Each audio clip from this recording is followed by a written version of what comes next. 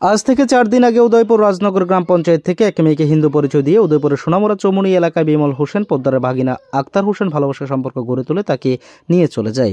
এ নিয়ে উদয়পুর মহিলা থানায় মামলা করা হলো। অভিযুক্ত ছেলেকে পুলিশ গ্রেপ্তার করতে না পেরে অবশেষে মেয়েটির পরিবার উদয়পুর হিন্দু জাগরণ মঞ্চের প্রতিনিধিদের কাছে সাহায্যের জন্য যায়।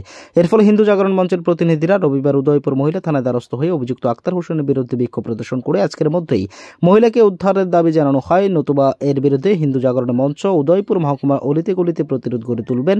হিন্দু জাগরণ মঞ্চের নেতৃত্বে বক্তব্য হলো, যার ধর্ম নিয়ে সে থাকুক, অন্য ধর্মের বিশেষ করে সনাতন ধর্মীয় মেয়েদের দিকে অন্য ধর্মের লোকেরা নিয়ে ছিনিমিনি খেলে তাহলে হিন্দু জাগরণ মঞ্চ এর বিরুদ্ধে তীব্র গণপ্রতিরোধ গড়ে তোলা হবে বলে জানান।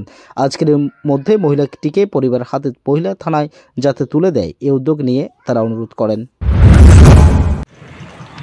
আমরা যতটুকু খবর পাইছি যে ছেলেটা ও হিন্দু পরিচয় দিয়া মেয়েটারের লগে রিলেশনে আইছিল, দেন হিন্দু পরিচয় দিয়া মেয়েটারে পালাই লয়ে গেছে। আজকে মেয়ের বাড়ির অসহায় দীক্ষা মেয়ের বাড়ির তারা আজকে বাধ্য হয়েছে আমার কাছে আইতে, কারণ করে যার মেয়ে যাতে বুঝে।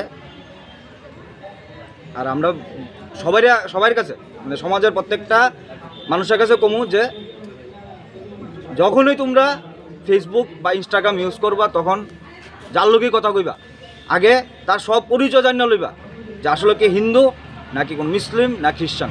ঠিক আছে, যেহেতু সবাই ধর্ম লয়ে আমরা কাজ করতেছি, মুসলমান ধর্ম লয়ে কাজ করে, হিন্দু ধর্ম লয়ে কাজ করে, খ্রিস্টান ধর্ম লয়ে কাজ করতেছে, তো আমার ধর্মের মধ্যে কেলে আঘাত হইবে।